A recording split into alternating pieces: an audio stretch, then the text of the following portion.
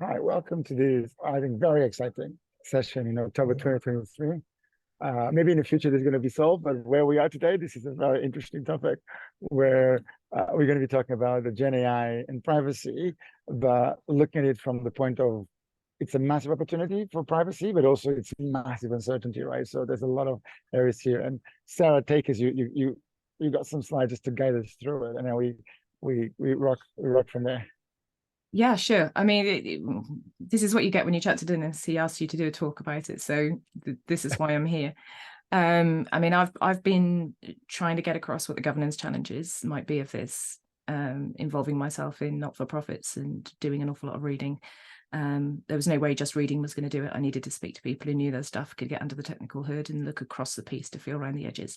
So this is where this is coming from. It's not a desperately technical talk. There's lots of individual aspects you can look up, like what's the current technical standard for bias assessment. That's not where I'm coming from. I'm coming from a place of how can your average business get across this, grasp the opportunities and deal with the uncertainties when they are not an AI specialist company.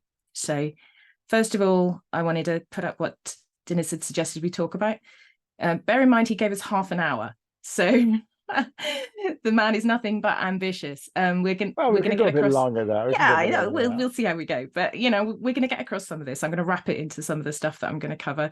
I know Dinis will be interrupting, and then I'll rein him in, and then we'll get through some more slides, and we'll do fine.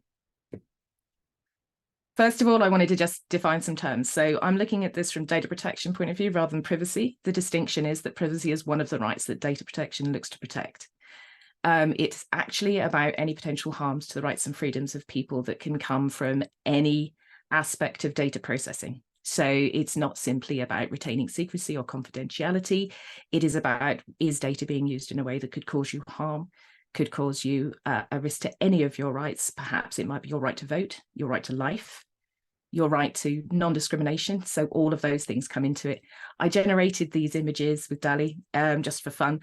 And being a child at heart, I had to have the one on the right as an example. I asked it to produce an example of most of the current use cases, common use cases for generative AI and the kind of prevalent models at the moment.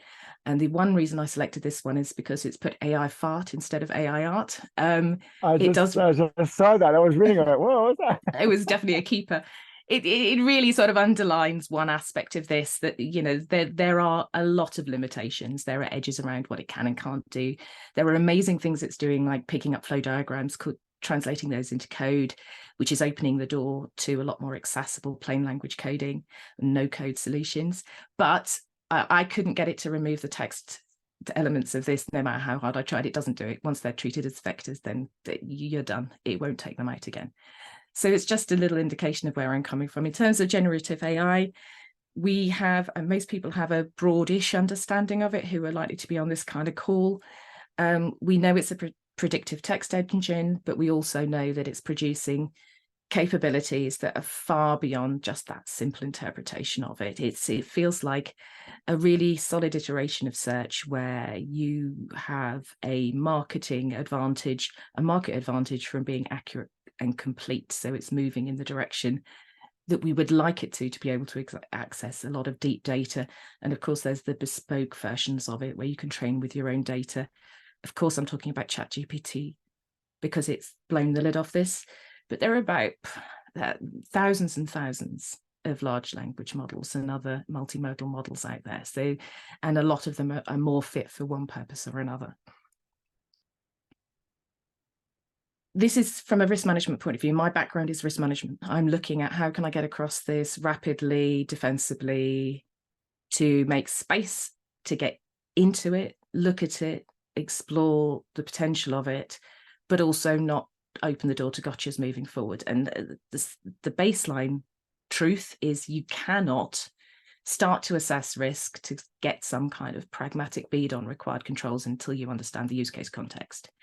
Until you understand the data set and model that you're using, whether it's embedded and integrated with other models, whether it's integrated into another solution, where in the business it's going to impact you, where in society it might impact, which user bases it's going to impact. Is that going to be a proximate and urgent impact?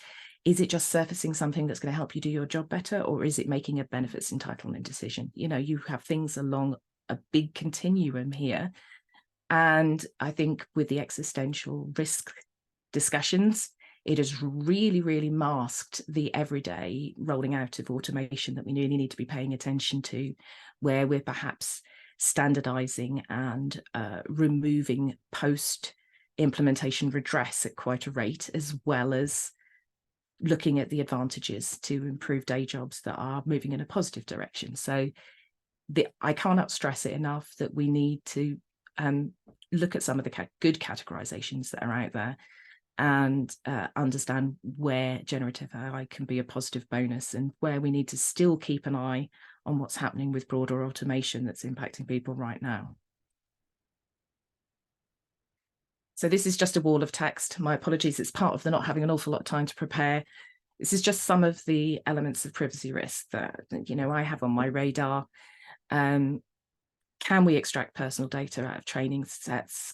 Is there a risk of model inversion? Is just whoever's got the training data, because training data is being acquired hand over fist by all sorts of people to feed models. Are they controlling it prior to training and post-training? That point about further automation without redress for errors.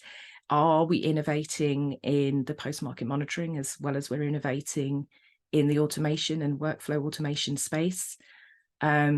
People aren't really grasping that if you are feeding data to models, that it'll be ingested, and the clarity of purposes that it'll be used for later for publicly available or open source models isn't perhaps desperately transparent. Bias is going to continue to be an issue, and it's a philosophical issue as much as a technical and data issue. Against what ground truth baseline do we want to moderate for bias? Are we trying to be better than the society we are in terms of balance and equity, or are we operating to an imperfect ground truth that we're dealing with right now? That's before you start to get into the technical aspects of bias, and I've got a link further on that takes you into the weeds of looking at bias through different lenses for you to look at in your own time. We know that it's amplifying the capabilities of attackers. I'm going to watch a great talk next week at the MITRE conference from somebody who's using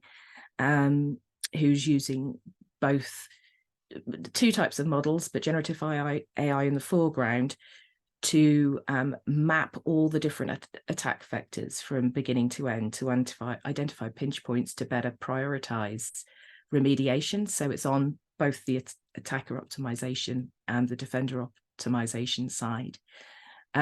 Something that hasn't really been looked at in depth yet, but it's maybe brought back to the fore with Microsoft now placing ads with their search enhanced generative AI implementation. It's now going to be back to the old days of potentially optimizing for responses based on what your ad tech profile is, based on how you're interacting with a generative AI. And there's also an element of, even if it's not spitting out obviously personally identifiable data, there is a long continuum of working out how much inference can be gained from what it might spit out in response to a query about a personal situation. Can you single someone out? The US definition of personal data is PII. Is it first name, last name, etc.? Because it's easier for developers to have a list of fields that they can suppress and call it anonymous. In the UK under GDPR, personal data is either directly identifiable or by inference to single someone out. So those things have to be borne in mind. And also, I'm very conscious when I'm using all these models to try them out, that somebody's looking at the aggregate of my prompts, and somebody's looking at me as a user profile for somebody with AIs, and that will also be part of my online persona that may be of utility for marketing, etc. We know that it's going to enhance surveillance because it allows you to pass an incredible amount more data and look at inference and correlation for sentiment analysis, for instance, or for more creative facial recognition implementations. I was looking at I can't remember exactly what it's called, but the forever pendant that's recording everything you say, and everybody you encounter, they're just trying to work out how they can put some privacy protection around that, and the fact it's being thought about now when the hardware's in prototype is an interesting way around to have it, but we'll see how that goes. And a big discussion that's going on in the data protection space is there any point of consent anymore? Because how can anybody without technical understanding or the ambition to read thousands of lines of terms and references going to understand what their consent means at the point of collection? That's the opportunity. Right? Yes, it's an opportunity. I mean, so there's massive amounts of conversation about things like data trusts and like not just watermarking, but indelibly encoding within data for some definable subset of your identity that gets carried through for any purpose that would be traceable, and you would be able to have someone interpret that with some model visualization to where you're appearing, what you're being used for, what revenue you're being used to generate. And I think that's going to become to the fore even more dramatically as we leverage AI enhanced versions of ourselves, perhaps digital twins of ourselves. We're going to want to see return on that investment for our inputs, and that creeps into the conversations about copyright and IP. That was broken already, but we have a chance to reinvent and think about these things. So this is quite a technical definition of bias, but it's really just breaking it down into equality of outcome and equality of opportunity. The Holistic AI site is very good via that link. I can share the slides if they're of interest to anyone, but that takes you through steps to assess and surface bias at different points in the process of utilizing models and AI. It's not simply about protected groups, it's also about socioeconomic inequality and potentially bias towards one group or another on that basis too. And as I said, that concept of ground truth is up for grabs. I think I've never seen so many people who are deeply embedded in the tech world take a sudden interest in philosophy and psychology, because this is where a lot of the answers lie. They lie in our collective societal memory and our traditions and our conventions, and there is no single truth here. So ground truth is a misnomer. Are we trying to engineer for better than we are? Are we trying to engineer to one cultural norm? Are we trying to engineer for a situational ideal? These are all things that are still up for grabs and evolving. So this is the Dinis bit. And we can go a bit deeper under this. I have people who are absolute geniuses at mapping across different governance requirements. I have my own database. I've been trying to wrestle to get Obsidian to do what I want it to. I think I probably need to work out what it does rather than try and make it do what I want it to do. To try and map across all of the different surfacing AI governance requirements. But it's the same feeling I've had coming up through cybersecurity than data protection. I'm getting told to assess things and make sure there's no bias and have some governance in place and do some accountability and be trustworthy. I have, by contrast to that, I have papers coming out of places like IEEE, where I've got really in the weeds, deep-seated code and interrogation techniques to look for bias. What I don't have in the middle, I have a bit of with things like the NIST AI framework and some isolated guidance. Some there'll be codes of conduct coming with the EU AI Act too, something that looks like a control set that I can assess against. Now, that isn't what developers and technicians necessarily need to hear. They want to know those as guardrails and benchmarks for where they can't operate outside of. But from my point of view, I've always had two hats on. I've had to work in highly regulated industries to evidence that the right thing is trying to be done, to work out where the edges are, and then to pragmatically assess actual risk and actual operational effectiveness that's going on in the control space while we're trying to make money, innovate, and do great things. So maybe it's three hats. I think, you know, it's a hard place to navigate. We've all watched the progress over the years as things have moved out of the security space into the IT ops space, things like access management of far more IT ops, things like basic patching are far more IT ops now. But this is going to have to go on that journey. The stuff coming out of ML ops that might have security implications or privacy implications, we're going to have people who are experienced in inserting privacy consideration and security consideration into continuous development to surface the key things that could potentially be automated as code, but also then brought through to be able to visualize as a risk profile for those conversations with the people who aren't at the tech coalface. So the translation space is absolutely up for grabs on that basis. I hate doing data protection impact assessments because a lot of it is show and tell, writing long form stuff. There's very little you can analyze across the piece. There's very little between one and another. You're comparing apples to kangaroos, not apples to apples. And this has always been my focus, is trying to surface some standardized, defensible risk indicators and signals that are not too weak to push as far left in the process as possible. Things that are going to put you in the way of more risk, things that give you an indication of maturity, things that indicate how much uncertainty you're going to be living with, which can aid some of this. Generative AI is very good to help summarize, visualize, and surface correlations you may not have thought of. It's not great where you need precision and consistency. As we saw in a talk earlier on, you can pull in pre-verified variables that you know will consistently be interpreted through prompt, as a TAC-Gen talk on was it Monday or Tuesday, Dinis, was very good from Matthew Adams. I used it to generate a privacy notice, and it would have looked good to the naked inexpert eye, but it was wrong. And it took a couple of people, when I posted it, a few minutes to see what was wrong with it.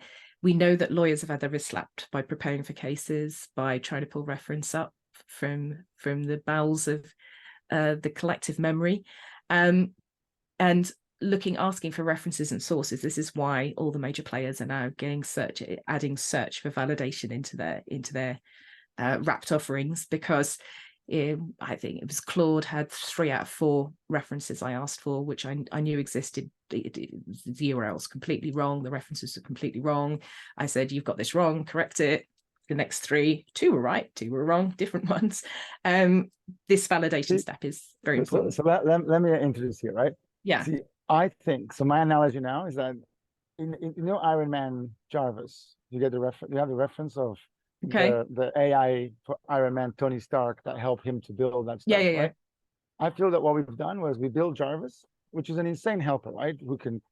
Massive co-helper. We asked Jarvis to sing a song and to write some poetry and to write some things, and now we criticize it because it's getting that wrong.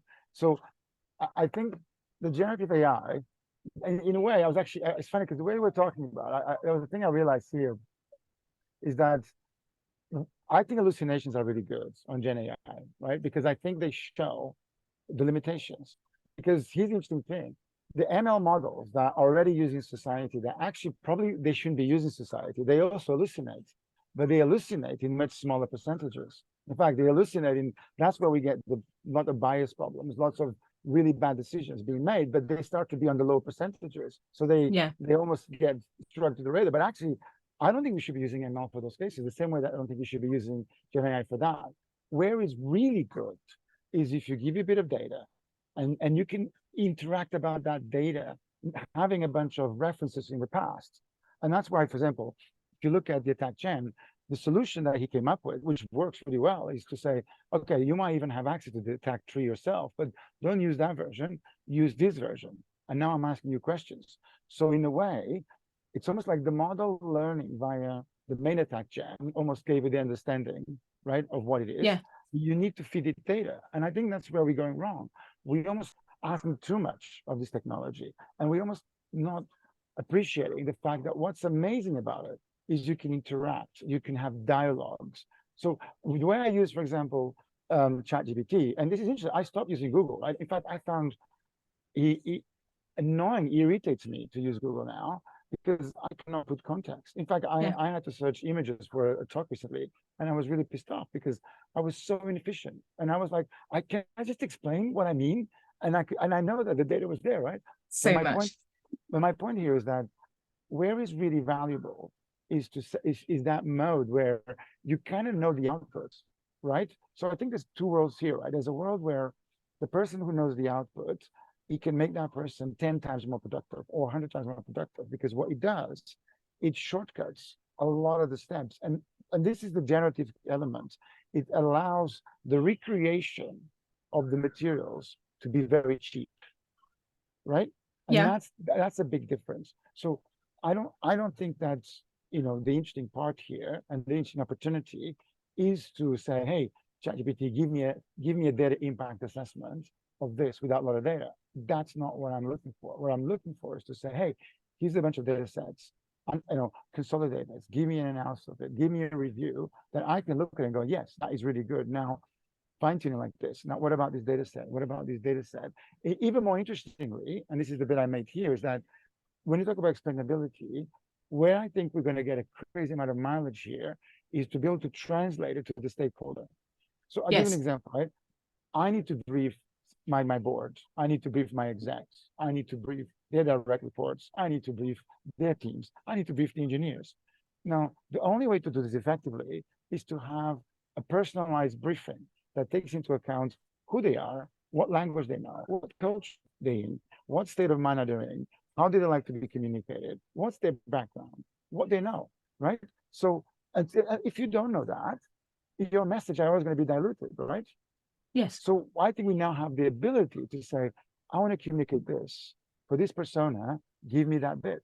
Even more interesting, allows that persona to interact maybe with the bot that is being briefed to do that. So our ability to communicate and scale is suddenly increased 10, 100-fold. Well, And that for me is the opportunity. Yeah, do you know, I agree with you, Dinis, and you've probably recognized that I'm like, I feel like I have a split personality when I'm dealing with this, because I'm so excited by what it can do.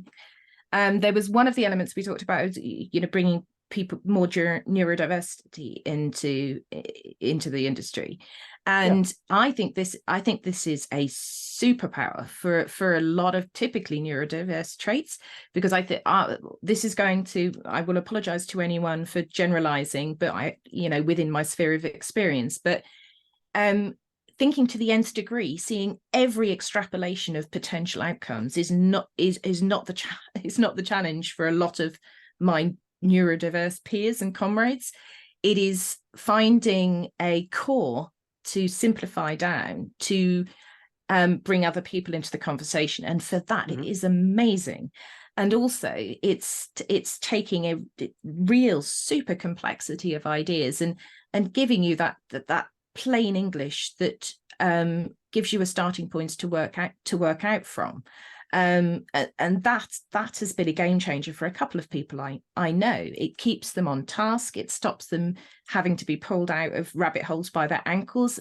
They come out of those rabbit holes with deeper, richer, broader insights than your average person who hasn't bothered to think to that extent. Yeah. They need the wrapper to then be able to communicate as hooks for that value to other people, and for that it has proved beyond valuable in a way I can't quantify, and I'm maybe generalizing wrongly, but this is the feedback anecdotally that I'm seeing on that front.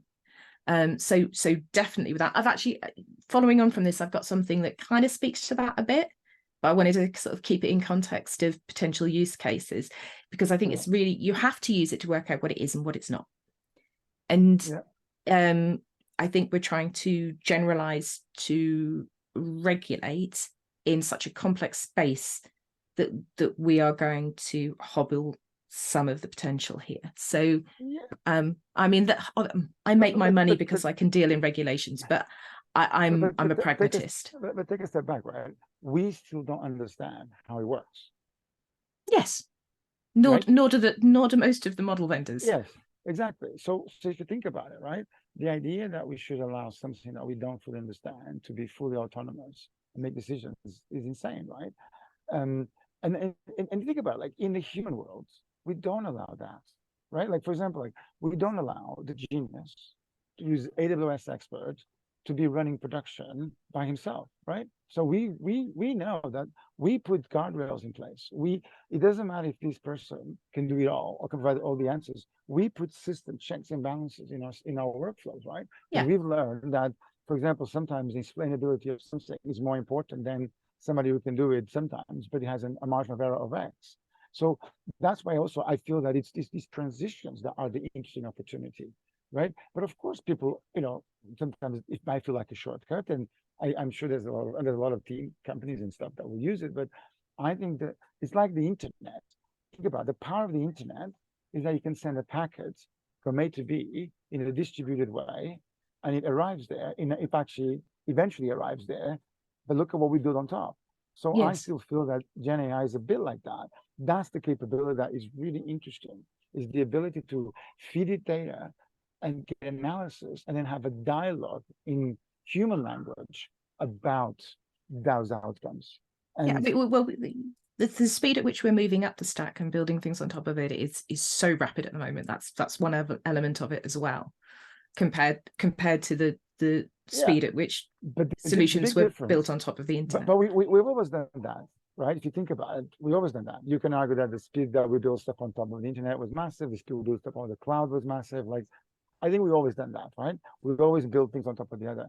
What I think is a bit different now is that we have the ability to start to understand how the system works. Me and Louis were just in a session, we talk about threat modeling. The big elephant in the room on threat modeling is that most organizations have no idea how their apps work, right? Because we from the security team arrive and do a threat model. What is the first question, Louis, that we ask? Hey, how does your system work? Can you show me some diagrams? So it's almost like we don't even understand how our current systems work, right? And we're building more stuff on top. But I feel that we now start to have the capability to understand how it works, or to even be able to say it's beyond understanding. It's such a giant mess that we can't understand. But then you can ask the question: should we really be making decisions, especially decisions that infect people at the end, on top of these systems? Yeah, I mean, this is where I came from. This is what drove me. I've worked in corporate risk management for a long time. I worked in financial services risk management for a long time, and shoehorning the human rights and individual and collective impacts elements of data protection risk into corporate risk profiles is very, very difficult, because it still deals in financial risk management standards for right up to board reporting. And it's all spreadsheets. Yeah, and that's why I pivoted into data protection, because there was a legal hook to hang rights and freedoms of individuals and groups off to bring it closer to the table. That doesn't mean I'm not a pragmatist in that space, but I was always looking for ways to integrate that into the whole process. And this does help to do that in some ways. So give me a chance to get a couple further on. If you think it's a waste of time, Dinis, you can interrupt again. That's cool. This is lovely. This is great. But I just want to add the AI stuff on that. So what did I do? I went and asked it a really complicated question just to test the edges. The use case was a general insurer assessing customer relationship management data to understand the risk of policy renewal, because it's the kind of thing I think people are going to want to do. And I was reading a CIO article recently where someone was bemoaning what the exec felt that a generative AI should be able to do, or the suite of models that are available should be able to do, versus what it was necessary to do to arrange to make that happen in terms of identifying the data set. Was it clean enough? What needed to happen to it for that to go ahead? What was the system? What were the system's requirements? What were the other non-functional requirements? How was it going to be delivered? What were the implications of sharing data with a model, et cetera, et cetera, et cetera? So I asked ChatGPT. I asked it to outline what the contributory tasks would be and the skills that were required to complete those tasks. And I put absolutely no store by what it told me. But what it did do was create some shape to push against. Everybody knows that having something to push against is easier than starting from a blank page. So this is what it's given me. At the moment, it excludes any governance effort. So what it gave, or what you created on top of it? I've formatted the Excel table that it output after I told it what I wanted as columns and rows for the table, and what's populated into all of the columns and rows of the table is what it automatically output from the prompts that I iterated. To talk about the use flow that I think is useful. All of these steps have been massively useful. I mean, this is adding in the data protection effort with an estimate for the time it would take to do the data protection task. This ignores the training amount of time that I asked it to spit out and estimate. And this is the totals that it spat out. I asked very specifically the balance between machine and human effort in its own estimation.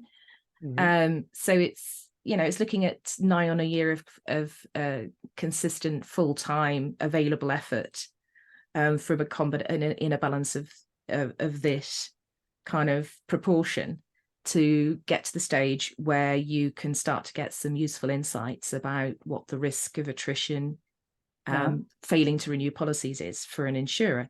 Now, we know that it doesn't have any local knowledge. I told it that it was a local and general insurer that covers pet, house and car insurance, and it was about 10,000 employees. And the prompt was very specific about what I wanted to pull out as the different model inputs and outputs and balancing between human and AI effort.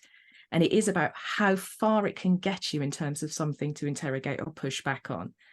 This is all the data that it spat out for my, this is an iTest slide, but I asked it about the kind of models, whether it was GenAI, whether it was a different model, what kind of tools. So really just interrogating from my own point of view, using it to enhance my thinking about how I might plan out a project and manage expectations about what was achievable and what wasn't.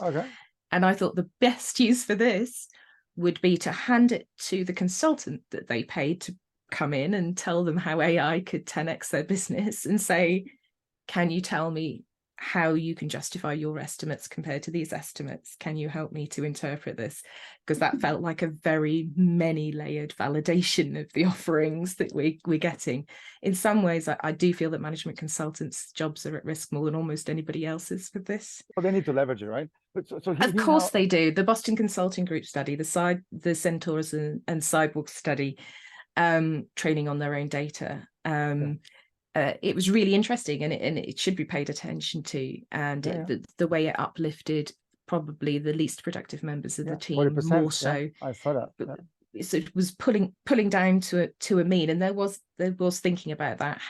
How, much like in mapping, you have your pioneers, your town planners, and your settlers. By the way, important. They call it explorers. Oh, that's it now. It's changed, isn't it? And town planners. There you go. I asked Simon because I forgot to. Yeah, I needed to change that. But we're going to need to identify those people. We're going to need to nurture those people and work out where they fit into this, because it's never been more important to understand that. But here's the thing, right? The way, if I go back to that one. All right. The way I think you use this, I think you use it in two ways. I think you can use the LLM models to jumpstart the creation. But where I think it's very interesting is for you or for a bunch of experts to validate this, right? They validate it, they validate the structure. In fact, the beauty of it is you can go into detail, right? So you can start to provide more meat behind this. And then the sweet spot is to then say, okay, you have now a prompt, which is you're going to provide an analysis of this. Here's the raw data, which is this bit. And here's my prompt, which is, for example, now review this or map this for a company with this structure, with this thing, with that. So what you're doing is you're reducing the universe of what is creating. And the fact they can create this is already pretty cool, but there's going to be mistakes here. There's going to be things that don't make sense. Yeah. So this doesn't need to be perfect.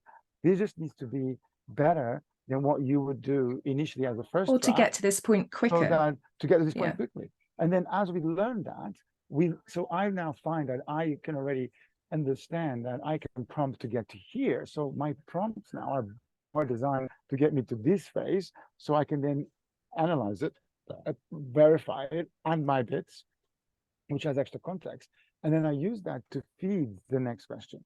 Yeah, I mean, this is why the points from Matthew Adams were really good as well, because he had looked at when he was prompting with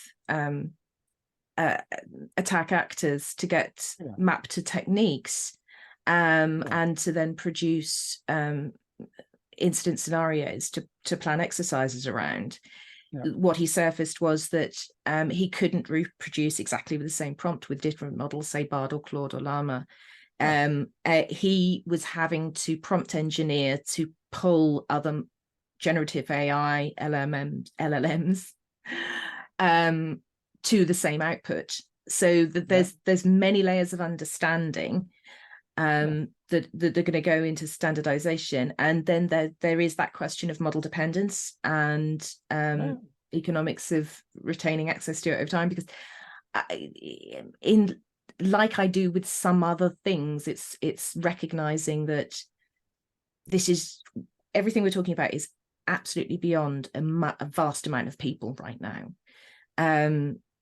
$20 to pay for ChatGPT access per month to have some semblance of control over what you're doing and access to the enhanced tools.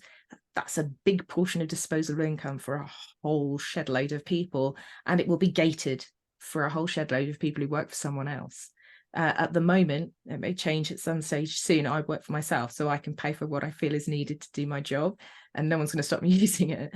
But yeah, so all those things I have in mind when we talk about democratizing AI in terms of the benefits and the knowledge to take advantage of it. I think that terminology has been a little bit cynically co-opted for other purposes. I really do think we have to spread the opportunities from this as widely as feasible, while growing our understanding of where the edges and guardrails should be. But yeah, I was just bringing in something from Tech Target on other proposed uses for it. We both know, Dinis, as we're exploring here today, that there will be a new use case every second created for this, with the access to the APIs and the more open access models. And there's a lot of money being thrown at creating wrappers to have market offerings, though I did notice that there's a thinning of VC funding because of the relative openness of the OpenAI APIs and others now, that it's people are recognizing that the layered value has more ubiquity now, so there's less sort of unicorn potential in that space. That was my big paradigm shift. My big paradigm shift when I looked at this is I thought the models were where the action is. So I kind of started to go deep, and then I realized actually the models will become a commodity in a way, because actually we almost don't want unintended behaviors from the models. What we want is to really understand what you can do is that embedding, that data that we feed, that becomes way more important. Allowing us to talk to the world of technology and data is, this is a use case that it's very sad, but one of my most exciting use cases is mapping legal and regulatory requirements. I want to have an intuitive, rapidly surfaced visibility of where somebody else is telling me my edges are and where somebody else is telling me my controls need to be, so I can navigate around that, and I can work out local relevance. You see, but that's exactly when I say about translating and connected dots. Like, I have that problem, right? I need to be able to show the business the progress, give them roadmaps, give them map projects and activities, and I got all these frameworks that I cannot connect, right? Because and the frameworks are great because the frameworks allow me to go to the granularity. What I want to be able to do, right, is to be able to map this control with that attack vector, with that incident, with that risk, with that stakeholder, with that project, and be able to say, this is why we're doing this, right? And this is the impact of not doing this. And by the way, there's new regulation coming along, or by the way, there's this new attack, or this new requirement, or this, we claim as a company to do ADC. Guess what? With this, we are in severe risk of breaking that. But at the moment, I still cannot connect the strategic directions, visions, projects with the controls, with the actions on the ground. I agree with you. I mean, that lack of connective tissue between doing something better or right or more visibly or more reportably at the operational level still doesn't exist to report up in terms of adjustments to strategic directional strategic risk picture. The top has a spreadsheet. We get in there, but that goes in upper layers, and there's a fucking air gap. Right? That's the gap. That's the gap that I try and live in and make a little bit more connected. But we kind of do that gap, but we do it with art. I think we now have the ability to start to bring science to that. And it's risk modeling. It's risk modeling. And prior to this, what we were lacking the tail data for things like cybersecurity and data protection breaches and risks.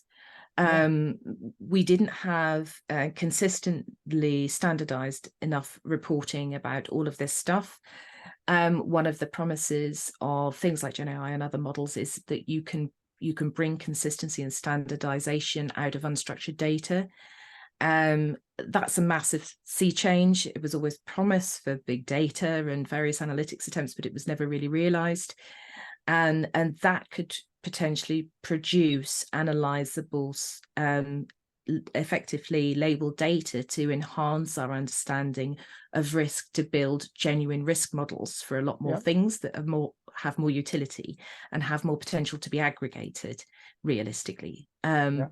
But I could bore you about that forever, and we don't have very much. But that's massive, and time. Oh, it is massive. It's a step change. And one of the paradigm shifts I have on that one, when I realized that ChatGPT could translate from Python to JavaScript. I was like, that's cool. But you can also go from JavaScript to COBOL, and you can go from COBOL to PLD to assembly. Assembly, and I like, whoa, this is very different. Because then I realized, well, if you look all look those at own data, right? mainframe guys who they keep bringing out of retirement because they want to do something else with that stuff. But is that translation? And even if it's not 100% perfect, right?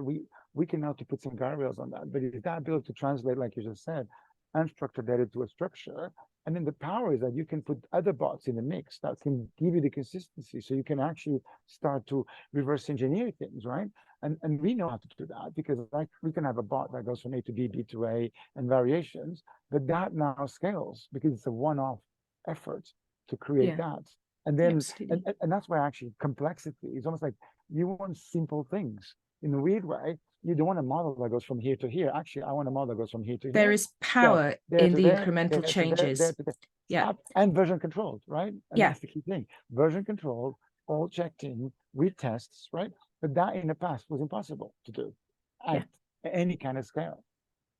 Okay. Like modeling was impossible to scale. I think now we're very close to be able to start to scale it, which is really, really cool. Well, this is a slide I'm going to have to explain, because I was thinking about that triage piece that we were talking about, which is what we've got at the moment, and what we've always had to an extent, is we've not just got compliance or non-compliance. If I'm thinking with my traditional audit hat on, if we allow for the fact that some control sets make sense once they're scoped effectively, and you understand the inherent risk attached to them, a privileged access control for your florist isn't as important as a privileged access control for your IT outsource provider. So you need to scale these into context. This was me trying to feel around the edges and apportion the amount of uncertainty that we still have, and the amount that we can get across and test for it during the normal change or procurement timescale, because we both know that a lot of stuff ends up live or lacking the post-market monitoring it needs because of just sheer timescales available and the inability to surface rapidly to somebody who can make a decision when there maybe is something that calls for a pause or calls for a little bit more to be done, a little bit more scrutiny. So I just did a very basic breaking down across the AI supply chain. Most people are operating in the validate and deploy space. They're not operating in the acquire, train, package space. And we have IT general controls, SOC 2, type 2 audits, and all the big four who are used to doing your more traditional audits assessment scope with traditional security controls, traditional privacy controls, the governance level, bit of pen testing, all sort of live in that level. Then the orange section is portions of the controls that live sometimes discreetly, sometimes concurrently across those portions of the supply chain. In the real technical testing space, the people who can interrogate the data and model structure and model design and layered controls on top of it. And that is a really scarce skills space. So what I was trying to understand is, where does most uncertainty live? And when I say uncertainty, I don't just mean things that are unknowable. I mean things that are not knowable with the expertise available, with the guidance available, and with the time available. It is uncertainty if you cannot gain clarity. So that was how I broke it down, and this is what wait, go back one. Okay, cool. Stay there.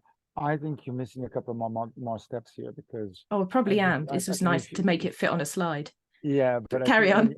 I think if you look at in the deployment, in between your validate, and I think, perspective, I think, so imagine, for example, ChatGPT or Claude 2 via a thing, right? They arrive in a way after the model being deployed, right? So it's almost like you get, or Llama 2, right? You get that thing already created, right? But there's still a lot that goes afterwards that has as much impact, if not more impact, in that Yes. life cycle. It's almost, and I have to say, I think there's a trend where this becomes compute, this becomes a commodity with some behavior, and the main action happens afterwards. Yeah. Right. Where in a weird way, we might get to a point where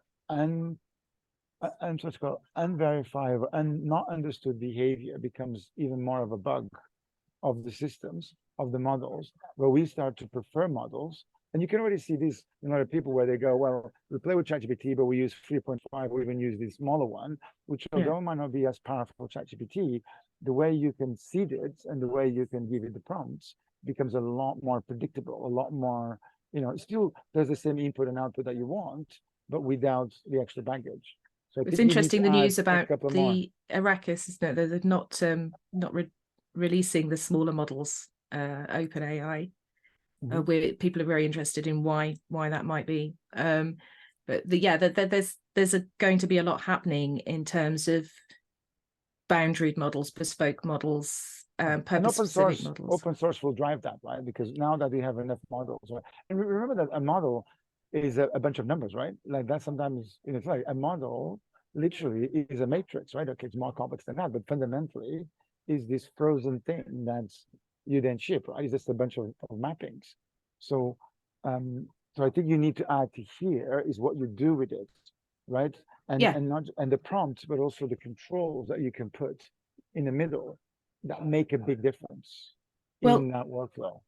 I think what I'm trying to do with this, it's decided to do it all by itself. Okay. But I mean, this is just to put in context what you were saying, Dinis. One thing that I've always wrestled with is persistence of accountability through supply chains. We've always had a challenge with that. Yeah.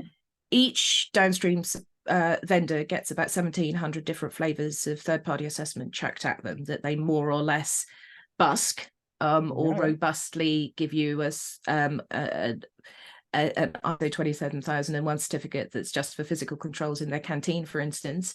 Tell me about it. Other more diligent ones. Yeah. So, and there is a cottage industry of running workflow to get answers back for, 100, 200, 300, sometimes 1,000 questions from each vendor up and downstream. Massive economies of scale to be had in that space. There needs to be collaboration in that space. I'm going to use your analogy of ISO 27000 for the kitchen. Yeah, exactly. But there is, we're looking at trying to tackle some of this with things like SBOM, with the software bills of material, the evolving AI bills of material, the model cards coming through. It's got to be better than that. So I was thinking, how could we do that? If we can get a credible estimate of the degree of uncertainty that's come to you through the supply chain, through the portion of controls that are controllable and controlled at that portion of the supply chain prior to you receiving it, it could actually translate into contractual liability. It could translate into regulatory enforcement of accountability. I can't think why anyone would sign up for this, but there's potential here. And when I'm talking about levels of compliance, I mean, we know that compliance and risk don't mean the same thing. I'm using very basic audit principles for those levels, which is, you tell me it's compliant, but I've just got your word for it. I have no idea if that control exists or if it's working. Okay, but are you talking about the third party, let's say, supply assessment, which I think is a great thing, or are you talking about the previous slide on the model itself? I'm talking about taking it's control set agnostic. If you took all of the things in the codes of conduct for, say, the EU AI Act, once that's finalized and spat out, you could do a rapid assessment, and it would be based on an evidence promissory note. You're not going and trying to do an audit on everything before you can actually make a decision about acquiring it or rolling it out. What you're doing is you are seeking assurance about whether they can provide evidence and what you're talking about level models, of right? compliance you're at. You talk about the AI models. I'm talking about supply chain. There would either be an answer you can get or an answer you can't get. If Okay, you cool. can't get an answer, it's unknown. You If know, they say we don't have that control, it's non-compliant. great. If they, Okay, yeah, so so you can do that. Okay, but okay, so okay, this is what I'm saying. You're basically saying let's really scale up how we understand and analyze third-party vendor assessments in a yes, way. But okay, but that's what exactly my thinking here, right? Like I want to use Gen AI for that because I want to yeah. say here's our standard, here's the stuff, here's the questions, here's the context. Now analyze that, right? And I think that makes this realistic. In fact, even better, in fact, I was just talking about this with my team, even better, we can eventually create a bot that we can give the supplier with a freaking roadmap for what they need to do. Well, there's people, Right? there's people, yeah, there's people who are doing some of it. There's an awareness raising and a scoping element of this as well. Obviously, there's a lot more to this. This is my Mickey Mouse slides in my rapid time I had available to do it, but this has evolved from stuff that's years and years and years old. People like Credo AI do a readiness assessment that produces this kind of visibility. You've got Magda Chelly with her third-party risk management solution over in Singapore. She's doing an awful lot of open source available information to assess strategic supplier risks, stabilities, financials, what's been said about them in the news, what breaches they've heard about to do with them, as well as the inside out stuff as well. You've got people like Risk Ledger, who are creating social networks for vendors where they can each share a selection of their evidence of compliance or risk management. And it means that they can construct supply chain views where you're going to get third, fourth, fifth party who's connected to the first party. It doesn't mean they tell you everything or they disclose everything, but it still gives you less to assess around the edges in the same way we're talking about Gen AI gains. You need to add Gen AI to the mix because you go back to the previous point is the touch points between the systems that become really hard that don't scale. And I think that's the problem those companies are having. If they can all get to the point, but then for that to be actionable, for that to actually start to put into context, you need to start to connect the dots and ask questions in ways that are, consumable from either side. Absolutely. And I mean, the utility for something like this is just to really, as a provocation, everything is about managing risk. Everything is about what you can gain visibility of promptly. Everything is about what you can automate versus have to chase manually. And at the moment, we're dealing with sufficient uncertainty and sufficient difficulty surfacing the control reality for the things that we're plugging in, that we need to acknowledge that uncertainty. Uncertainty isn't a showstopper. It's just something that it's better to understand. And of that 64% of controls with either not more than a show and tell for compliance, or we don't know, or it's non-compliant, where do they live in the supply chain? Do they live in the deeply technical controls, or do they live in the procedures? Do they live in the model training, or do they live in the deployment? Do they live in the post-market world?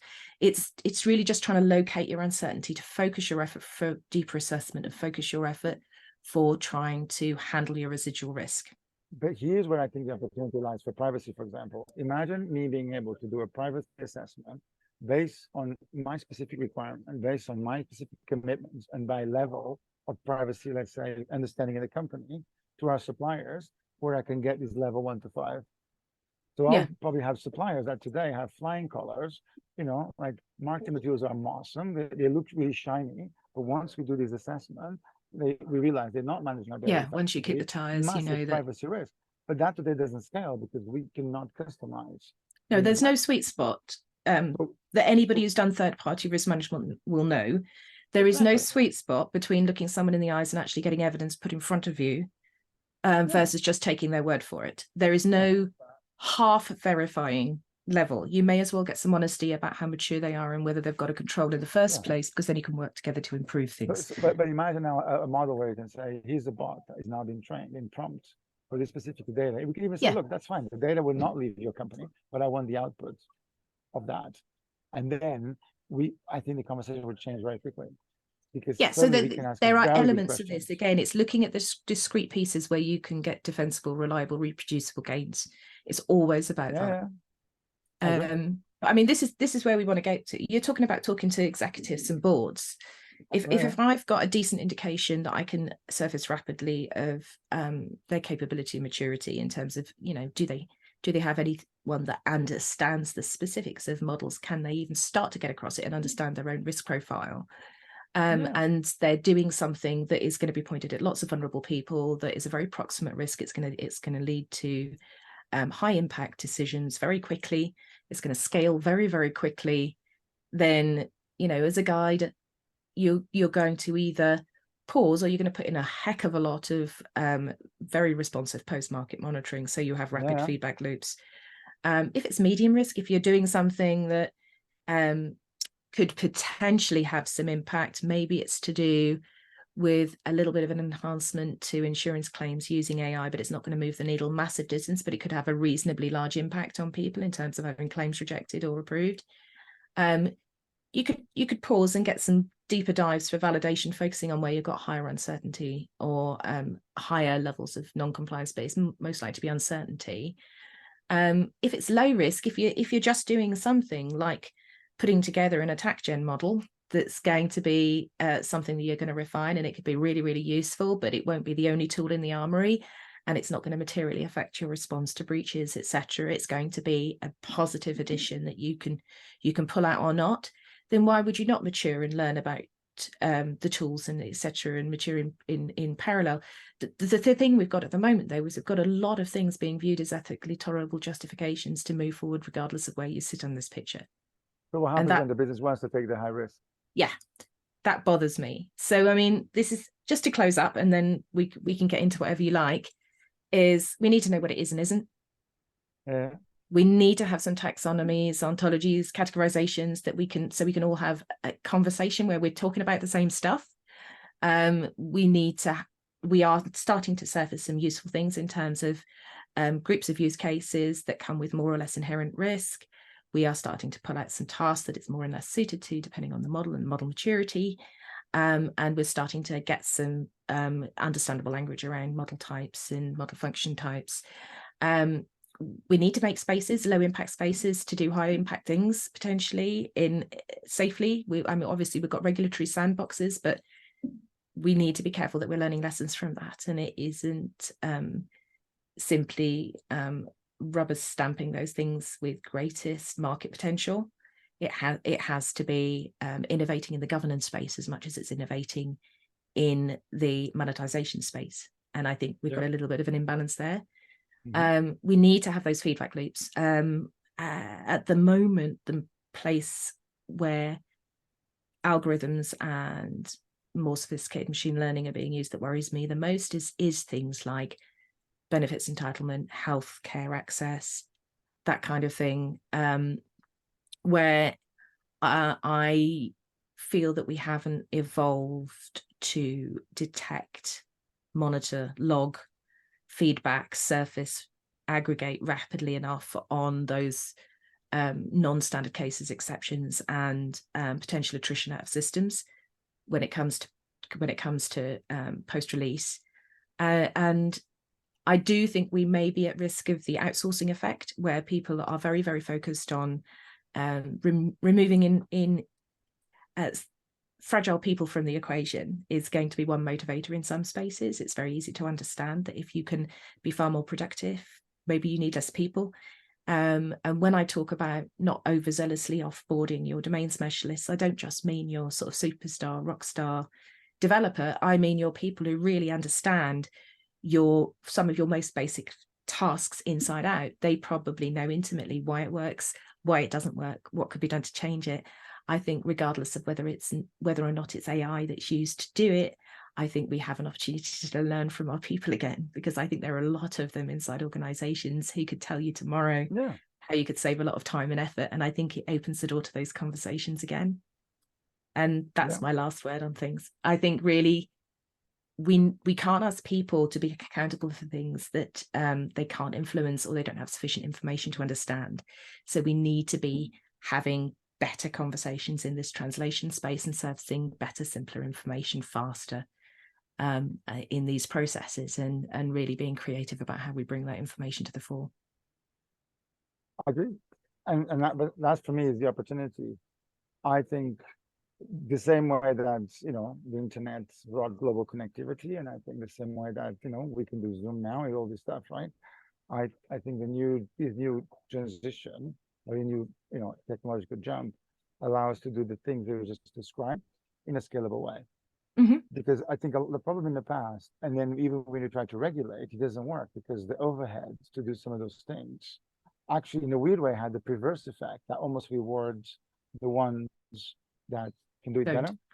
Don't. I give you a simple example, right? Like there's some ancient argument that says, so this means the elite is going to be even more elite. This means that there's a lot of things that if you're really good, you get even better. I think it's the other way around. I think this, and I really love the threads about how how this new generation can help Africa, can help underrepresented minorities and other groups, that suddenly you don't need to go to Cambridge, Oxford, to get access to a certain degree of education, a certain degree of knowledge, a certain degree of information. And in fact, even better, we can now create personalized, individualized training paths, training knowledge that Yes. reflects an individual, instead of treating our kids as freaking almost robots. We're almost designed, it's almost like the training, the school system was designed to deal with the inefficiency of how do you measure progress, right? And you have exams who suit only one type of individual, right? Which they can do it really well, but the other don't, right? So I really like this idea of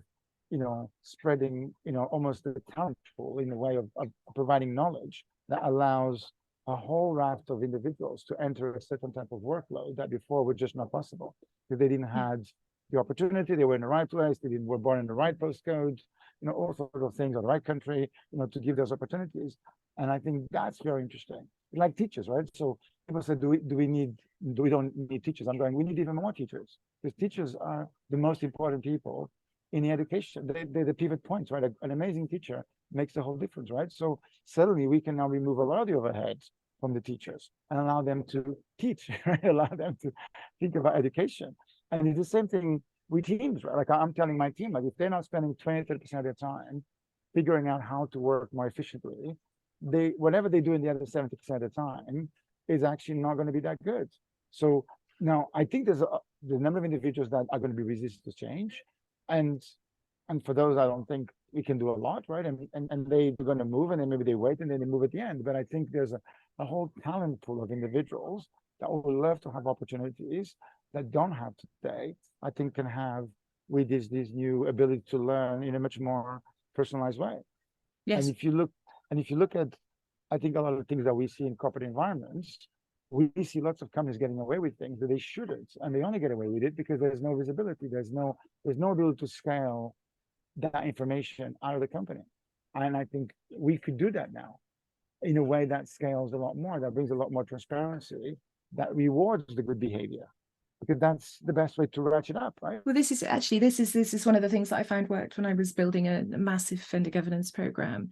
I was surfacing enough information to give the accountable people for ensuring there was time engagement from their people, because it takes a village. I needed to have legal across it, I needed to have procurement across it, I needed to have claims team across it. And they started to take pride in having the best risk profile for their department, and they started to resource better. They started to contribute into the budget for the vendor governance team, and they started to call us before they went to supplier selection. I mean, that's, as far as I'm concerned, that's the gold medal for a governance function. And I had people, you have the old conversations of, I delegate security and privacy to you because it's your risk to manage. And I was having directors who piped up of their own accord and said, excuse me, Jack, no, it's not her risk. It's your risk that she's helping you to understand so you can manage it. Exactly. And she can't do that unless you play. And that's the whole ball game for me. It's that understanding, collaboration. It's turning critics by careful conversations into advocates, and it's enabling them to make better decisions by having better, more prompt information to make the decisions. That's what motivates me. I agree. And I think that's the interesting opportunity, right? And I think unless the models dramatically improve at some of the end, and I think some of the flaws of it are so big that I'm not sure how that will work. We have to balance the hype, so we don't lose the promise. Yeah, exactly, right. But that's why. But it's like the internet. If you think about it, the internet, there was a massive hype, there was a crash, but underneath, the change was real, right? And So the it's companies, making sure that we nurture those spaces and bring a really good cross-section of people into those spaces where there's consistent, level-headed, but exciting work happening. And that's, I think, one of the challenges. But I'm going to be really bad now. I have to go because I had something else. Me too. I need to drive. I've thoroughly enjoyed, and I'm glad we had a bit longer than you suggested. It was really ambitious scope for this, but I know. I've enjoyed it. Great. Thanks for the preparation, really, really. And let's keep now this path, because I think I definitely feel that there's a lot of interesting work to be done here, and we can finally fulfill the privacy and risk promise of actually allowing the business to accelerate and to make good decisions and allow, see, I want to make good privacy decisions on my supply chain. And at the moment I can't because I don't have the data. So I want to use our own, effort and muscle, right, of a big supplier to go, no, we want good practices and push security downstream, right? Which is, by the way, it's happening, right? We now have some big requirements from massive companies, which I like, right? I go, hey, I'm going to be compliant to those guys, right? So it works when the best players push down. You just raise the bar for everybody else. Yes, definitely. So, brilliant. Please share the slides, and we'll take you to the next one. Okay. Thanks, Dinis. All right, bye.